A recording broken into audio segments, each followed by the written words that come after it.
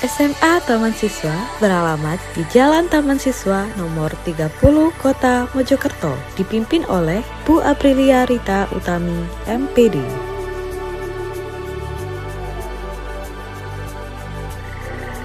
Assalamualaikum warahmatullahi wabarakatuh. Salam dan bahagia. Perkenalkan, kami tim inovasi dari SMA Taman Siswa Kota Mojokerto.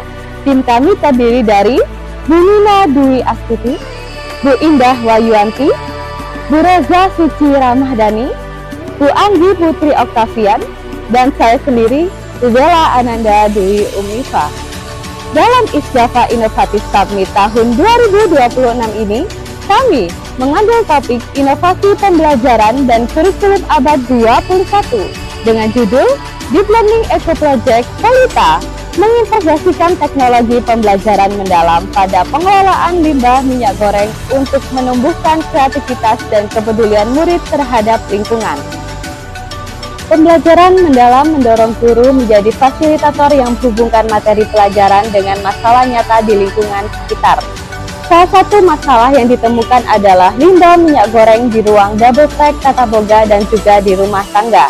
Namun, murid belum menunjukkan kepedulian terhadap masalah tersebut. Padahal, murid memiliki potensi untuk berpikir kritis, kreatif, dan bekerja sama.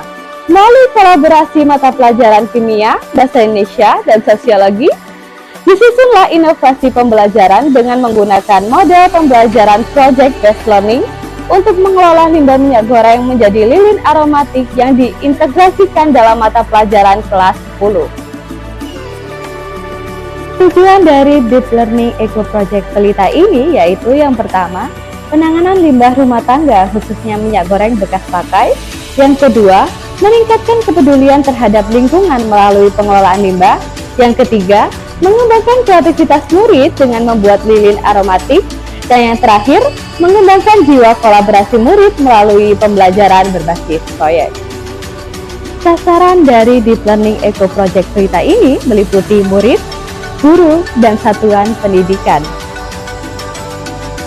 Mekanisme kegiatan dimulai dengan membentuk tim kolaborasi inovasi yang dipimpin oleh kepala sekolah dan dikoordinasikan dengan wakil kepala sekolah bidang kurikulum. Tim melakukan observasi potensi murid serta permasalahan di sekolah dan di rumah, lalu menentukan permasalahan spesifik yang diangkat, yaitu limbah minyak goreng. Selanjutnya, tim menentukan solusi inovatif, mengidentifikasi materi yang relevan, menyusun rencana jadwal proyek, serta melaksanakannya dalam pembelajaran. Terdapat beberapa indikator ketercapaian pembelajaran dalam pelaksanaan inovasi ini. Dalam pembelajaran kimia, murid mampu mengimplementasikan prinsip kimia hijau, memaksimalkan nilai ekonomi atom di lingkungan sekitarnya. Dalam pembelajaran sosiologi, murid mampu mengaplikasikan pengetahuan cabang ilmu sosiologi ekonomi dan sosiologi budaya. Selain itu, dalam pembelajaran bahasa Indonesia, murid mampu menulis teks laporan hasil observasi sesuai dengan struktur teks dan mempresentasikannya. Namun, dalam pelaksanaannya, terdapat kendala yang dihadapi, diantaranya keterbatasan waktu pembelajaran karena proses pembuatan lilin memerlukan beberapa tahap, benturan jadwal penggunaan ruang tata boga, serta biaya pengelolaan limbah yang cukup tinggi bagi murid.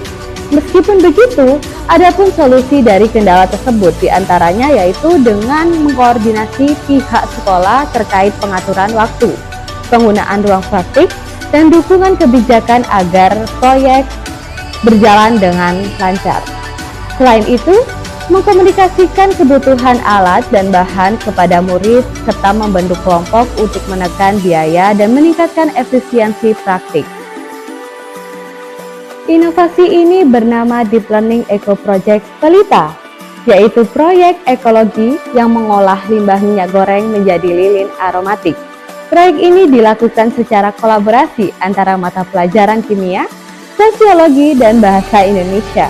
Dengan indikator keberhasilan sesuai materi masing-masing, kegiatan ini dilakukan menggunakan model Project-Based Learning atau PJBL pada jadwal mata pelajaran terkait di kelas 10. Proyek ini memberikan dampak positif terhadap lingkungan dengan menjaga kebersihan dan sanitasi.